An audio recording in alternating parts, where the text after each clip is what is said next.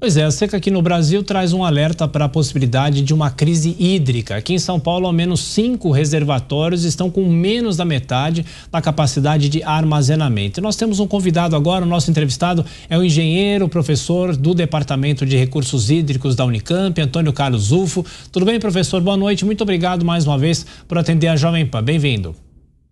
Tudo bem, Thiago? Boa noite. Bom, professor, eu lembro, a gente conversava muito aqui na Jovem Pan, lá em 2014, 15, 16, na crise hídrica aqui em São Paulo, a utilização do volume morto do sistema Cantareira. Agora, o curioso é que desses sistemas que abastecem São Paulo, o Cantareira não está, entre aspas, tão ruim assim. Está com mais de 50% da reservação, 52% na última medição da Sabesp. Mas qual é, professor, realmente o risco que nós temos em relação ao abastecimento aqui na região metropolitana de São Paulo por causa dessa seca, dessas queimadas, tudo que vem acontecendo, professor? Bom, para abastecimento da região metropolitana de Campinas e de São Paulo, o risco é baixo vendo os volumes, né, do sistema Cantareira em torno de 54%. Nós estamos já no final do período seco, então agora entrando na primavera, deve começar novamente as chuvas. O problema é que acredito que esse ano as chuvas vão atrasar um pouco e, portanto, os volumes precipitados vão ser mais baixos do que geralmente chove, né, um pouco abaixo da média. E isso pode complicar o ano que vem, né? Se as recuperações desses reservatórios forem mais tímidos agora no final da primavera e verão, o ano que vem nós passamos a ter volumes mais baixos. Aí sim, eu acredito que possamos ter problemas. É possível fazer uma comparação, no caso aqui da região metropolitana, professor, de agora com o que São Paulo viveu na crise hídrica 2014 e 2015, ou ainda é muito cedo porque nós estamos no meio de uma nova crise? Olha, o que a gente observa em dados longos de séries históricas de chuva é que existem períodos médios de 11 anos em que chove menos. Então, se contarmos 2014 e 2015, nós entraríamos entre 2025, 26 ou até 27 com a possibilidade de uma nova crise hídrica. E eu acredito que isso pode acontecer. Isso pode acontecer porque o regime pluviométrico também, a partir de 2013, ele modificou um pouco, a precipitação está mais baixa. E nós entramos naquele período, né, do efeito José longo, que mais seco, de 30 a 50 anos. Começou mais ou menos em 2013. Deve durar mais, já passou 10 anos disso, nós teremos mais 20 ou 30 anos pela frente nesse novo regime seco, que já vivenciamos também entre 1936 a 1975. Também nesse período, nós tínhamos problema de abastecimento de água, tanto é que o Cantareira foi construído, ele foi concluído em 74, mas ele começou a construção no final da década de 60, uma vez que existia muita falta de água. Nem todos na região metropolitana de São Paulo tinham acesso à água, né, no sistema, porque não tinha água, não tinha de onde vir. E nós entramos agora novamente nesse período seco, saímos do úmido de 76 a 2012, em que nós presenciamos o oposto, né, o excesso de água, o Tietê em São Paulo aí transbordando na calha de 3 a 5 vezes por semana, e desde 2013 nós vimos só 4 episódios pontuais, não como ocorria antes, porque nós entramos nesse regime mais seco e depois, daqui 20, 30 anos, voltamos no úmido e as enchentes voltarão com mais força. Professor Zufo, vou chamar o nosso comentarista, o Diego Tavares, para fazer a próxima pergunta. Diego, você. Boa noite, professor. Um prazer conversar com o senhor aqui no Jornal Jovem Pan. Professor, sempre que essas crises elas ocorrem, o Estado começa os seus esforços para promover a conscientização da sociedade. É sempre, historicamente, o que nós observamos é isso, até de uma certa forma, transparecer que o Estado quer se isentar da responsabilidade por não ter feito, como eu disse aqui há alguns minutos, obras estruturais que pudessem aplacar esse tipo de problema. O que o Estado pode fazer para resolver, por exemplo, essas crises hídricas, que, como o senhor bem colocou, são cíclicas? O que o Estado pode fazer a nível de infraestrutura para tentar resolver esse problema? E o que o senhor vê que o Estado tem feito nesses últimos anos, desde essa última crise histórica que o Thiago Berraich rememorou aqui na última pergunta que ele fez ao senhor? Então, Rodrigo, isso ocorre mesmo porque essas variações cíclicas de longo período mais úmido, mais seco, elas se refletem em séries históricas superiores a 80 anos. Em séries curtas, essa variação não é detectada. Nós encontramos tendências ou ascensionais ou descensionais dessas séries, ou a tendência de chover mais ou chover menos.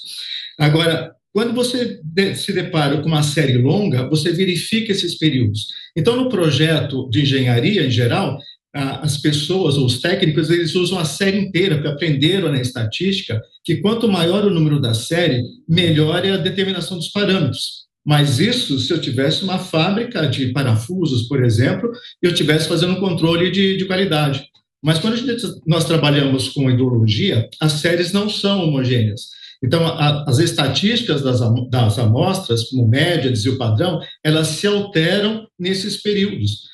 No período seco, nós temos uma diminuição, por exemplo, do desvio padrão, que é usado para determinação de vazões mínimas ou máximas no período mais úmido. E isso reflete nos projetos de engenharia.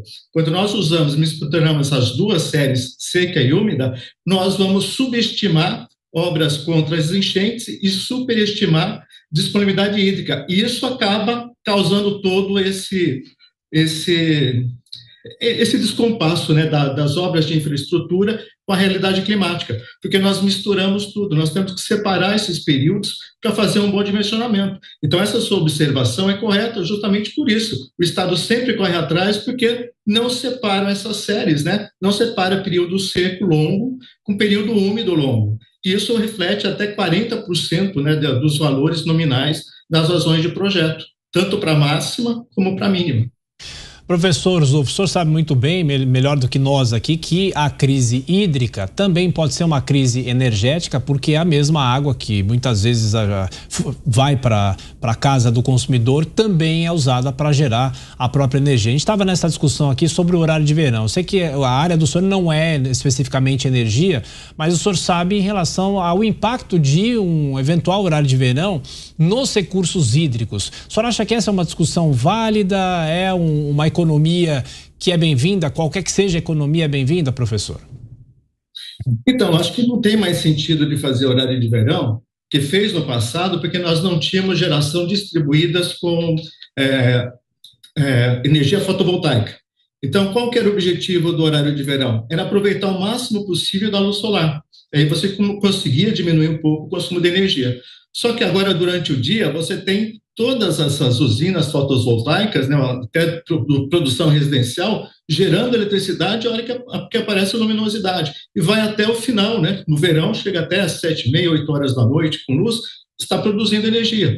Então, ela não tem mais o impacto que tinha antes, né, até 2001, quando não se tinha esse tipo de geração de eletricidade. Então, hoje, ela praticamente é muito pequena a economia. Pois é, Diego. Nós temos uma produção fotovoltaica que ela supera a produção de Itaipu, por exemplo, durante o dia. Perfeito. Nada melhor do que ouvir um especialista, não é, Diego? Exatamente, Thiago Berraich. Nós ficamos aqui com muitas dúvidas. Enquanto o professor falava sobre energia fotovoltaica e a possibilidade de que essa crise de desabastecimento de água também refletisse em uma crise energética, eu estava aqui me perguntando, professor, se nós podemos ter, pelo menos num horizonte próximo, considerando que o senhor acompanha aí enquanto estudioso do tema, uma mudança de postura dos nossos governantes no sentido de aproveitar melhor essas fontes de energia renováveis, fontes de energia limpa, e se isso, na avaliação do senhor, representaria uma mudança de cenário e, de certa forma, um modo da gente amenizar essas crises cíclicas que ocorrem aí a cada tantos anos aqui no estado de São Paulo e por todo o Brasil.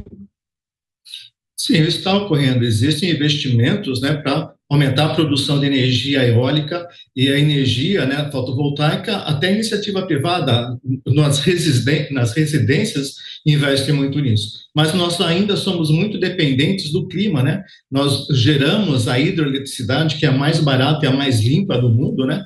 Com 65% ainda, né, da nossa dependência. Então, toda vez que tem essa variação do clima, nós sofremos com o abastecimento.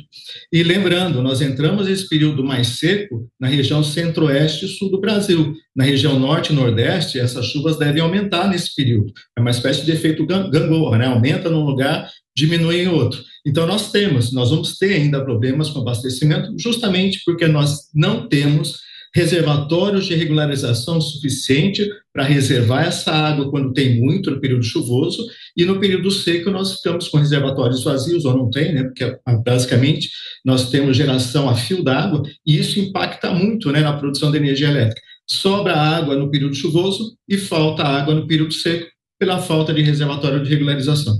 Professor Zulfo, mais uma dúvida. O senhor fala em crises cíclicas, né, dos recursos hídricos. Mas eu pergunto o seguinte: nesse ano o Brasil viveu 2 fenômenos totalmente antagônicos. A chuva no Rio Grande do Sul e agora essa seca extrema. Muitas vezes os especialistas falam que essa seca pode ser a pior da história do país, pelo menos desde que as medições começaram, obviamente. Eu queria perguntar para o senhor o seguinte: com esses movimentos antagônicos, esses fenômenos extremos cada vez mais comuns, não só aqui no Brasil, mas o planeta está aí mostrando que isso realmente está acontecendo. O senhor acha que essas crises cíclicas o período dessas crises pode ser encurtado? O que o senhor acha que pode acontecer com base em tudo que a gente está acompanhando nesses últimos tempos, professor? Olha, Thiago, isso acaba se repetindo, tem um comportamento que é mais ou menos padrão. Em 2014 e 2015, enquanto nós vivenciávamos uma crise hídrica, no Peru estava tendo enchentes. No oeste americano tinha seca. Na Europa sofria com enchentes. Na China estavam com seca. No Japão com enchente. Então, ela não é geral para o mundo inteiro. Então, cada local vai ter um efeito diferente, porque esses eventos climáticos, eles ocorrem por causa do equilíbrio da atmosfera. Existem áreas de alta pressão e áreas de baixa pressão. Em geral, no Equador fica a baixa pressão porque existe a convecção térmica, grande massas de ar subindo, ascendendo, perdendo a umidade, então você cria aquelas zonas mais úmidas. Esse ar que subiu e perdeu a umidade, ele vai voltar para a baixa atmosfera e ele volta mais ou menos aos 30 graus. E os 30 graus, no nosso inverno, todo o hemisfério sul fica com alta pressão, mais ou menos nessa faixa de 30 graus. Claro, ele tem uma largura de centenas de quilômetros. Então, o Rio Grande do Sul, nesse período, ele ficou na zona abaixo disso e, portanto, ele ficou mais úmido, porque as frentes frias que iam subir para o país, entrando no Sudeste, por exemplo, elas foram bloqueadas justamente por essa zona de alta pressão, que variam ao longo do ano, porque o eixo de rotação da Terra ele tem uma inclinação de 22 a 24 graus. E isso faz com que essas zonas de alta e baixa pressão, elas migrem ao longo dos anos. Por isso que nós temos variações sazonais, né? Então, estações mais úmidas, estações mais secas. Nós estamos saindo da mais seca. Essa zona de alta pressão, na primavera e verão, ela deve ficar no meio do Oceano Atlântico. Só que já devia estar indo para lá, né? E nós estamos ainda com esse sistema de alta pressão ainda no coração do Brasil, bem no centro-oeste, dificultando a entrada de novas chuvas. Então, isso ocorre devido à dinâmica da atmosfera, que são centenas de parâmetros a serem considerados, e é muito difícil você modelar tudo isso com uma certa precisão. Então, você consegue trabalhar com comportamentos observados em solo. Existem também satélites, né, com sensores que determinam vários parâmetros, mas nós temos que ter o controle de solo, porque muitas vezes o parâmetro do satélite te dá uma informação, mas o solo te dá outra. Então, é bem complicado você considerar todas essas variáveis conjuntamente e fazer uma definição. Eu trabalho com o que ocorreu, verificando estatisticamente o comportamento que esses fenômenos ocorrem. Agora, a previsão é mais difícil. Todos esses modelos climáticos, principalmente os meteorológicos, eles conseguem prever, por exemplo, até 15 dias de antecedência. E à medida que vai aumentando esse tempo, a probabilidade daquilo ocorrer fica mais baixa, né? Porque as variáveis são muito grandes e o processo é muito dinâmico e novas informações vão mudando, vão chegando e mudando todas essas previsões. Diego, quer fazer mais uma pergunta para o professor Antônio Carlos Zulfo? Por favor. Quero sim. Professor Zulfo, muito se fala que o Brasil teria uma responsabilidade ambiental extra em relação ao restante do mundo, em razão, enfim, de sermos detentor de grande parte da floresta amazônica, que é reconhecida por todos os especialistas como o grande pulmão do nosso mundo. Isso acaba traindo para o Brasil muitas vezes essa responsabilidade. Mas como o senhor avalia essa responsabilidade de forma global? O senhor acha que existe uma sobrecobrança sobre o Brasil, considerando os nossos padrões de legislação ambiental, considerando que nós não somos nem de perto, nem de longe os maiores poluidores do mundo, enfim, grandes potências poluem muito, têm pouca responsabilidade ambiental, mas de certa forma acabam transferindo aqui para o Brasil essa responsabilidade? Eu acho que é exagerado. A nossa legislação ambiental é uma das mais rigorosas do mundo. Se você vai, por exemplo, pega um voo, vai na França, você não vê que nos rios, eles não têm praticamente mata ciliar. Se tiver 2 metros de largura. No Canadá, de 2 a 5 metros. No Brasil, tem 30, 40, 50, 100, dependendo da largura do rio. Então, nós temos, né, a cobrança em cima do Brasil, mas o restante do mundo não tem cobrança. Nossos vizinhos aqui, vai para a Bolívia, não tem essa mata ciliar que é colocada aqui no Brasil. E outra, a floresta amazônica, ela não é o pulmão do mundo, né? Porque são árvores que elas respiram durante o dia, elas absorvem o CO2 e trocam, né? Faz essa troca gasosa, pega o CO2 e devolve oxigênio. E depois, à noite, sem a luz solar, elas consomem oxigênio. Então, tudo que elas produziram durante o dia, elas acabam absorvendo à noite. Só que como o número de horas do dia é maior do que a noite, acaba sobrando um pouco mais de oxigênio. O grande pulmão do globo terrestre são os oceanos, né? São as algas que fazem esse trabalho de produção de oxigênio. Professor Zulfo, deixa eu fazer a última pergunta para o senhor. A gente começou a nossa conversa lembrando a crise hídrica aqui de São Paulo 2014 e 2015 e naquela oportunidade houve uma discussão muito grande se haveria necessidade ou não de um racionamento de água. Muitas vezes o racionamento não foi implantado, mas as pessoas percebiam, principalmente durante a madrugada, uma pressão menor no fornecimento da água, na vazão da água. O senhor acha que são medidas necessárias para esse momento? Qual que é o risco realmente que há, pelo menos na Grande São Paulo, né? Que é o entorno que a gente fala muitas vezes, o senhor está na Unicamp. De que forma há esse risco nesse momento ou ainda é cedo saber quando que as chuvas podem se normalizar entre setembro e outubro principalmente, professor? Olha, essa é uma prática comum, que é chamada de controle de perdas, porque nós temos dois tipos de pressão na rede. Uma pressão que é estática, quando não existe consumo, então ela é mais alta do que a pressão dinâmica, quando todo mundo começa a abrir torneiro durante o dia, está sendo usado, você tem a velocidade nas tubulações, então a pressão ela acaba um pouco, nós chamamos de dinâmica. À noite, como o consumo diminui, a pressão na rede aumenta, e quando ela aumenta, ela vai potencializar a perda de água por vazamentos. Então, é comum você reduzir a pressão na rede à noite para justamente reduzir essa perda física na distribuição. E agora, com relação à volta das chuvas, por esse ano estar um pouco seco, eu acredito que essas chuvas vão demorar um pouco. Elas começam a chover um pouco em setembro, mas vão ser abaixo da média, né, em setembro, outubro. Então, talvez a média mesmo que de maiores chuvas deva ocorrer no final de novembro, começo de dezembro. Então, até lá, eu acredito que vai chover um pouco menos e nós teremos, então, uma redução, né, um encurtamento do período chuvoso, e aí sim nós vamos ter problema, talvez, no ano que vem, com menor recarga, né, dos aquíferos, que o solo está muito seco, então vai sobrar pouco para recarga de aquíferos, vai evaporar bastante, né, o solo vai reter essa água e vai ser evaporado, e vai sobrar menos para recarga ou para abastecimento dos reservatórios, né, para recuperação dos níveis do reservatório. Então, acredito que para o ano que vem, 2025, 2026, nós teremos um maior problema com o abastecimento, uma vez que de todo esse quadro que foi exposto, né, dessa situação climática que estamos passando agora. Professor Antônio Carlos Zulfo, do Departamento de Recursos Hídricos da Unicamp, muito obrigado mais uma vez por todos os esclarecimentos nesse momento e muito obrigado, e o senhor volta na programação da Jovem Pan. Excelente fim de semana, professor, um abraço. Eu que agradeço, obrigado, boa noite.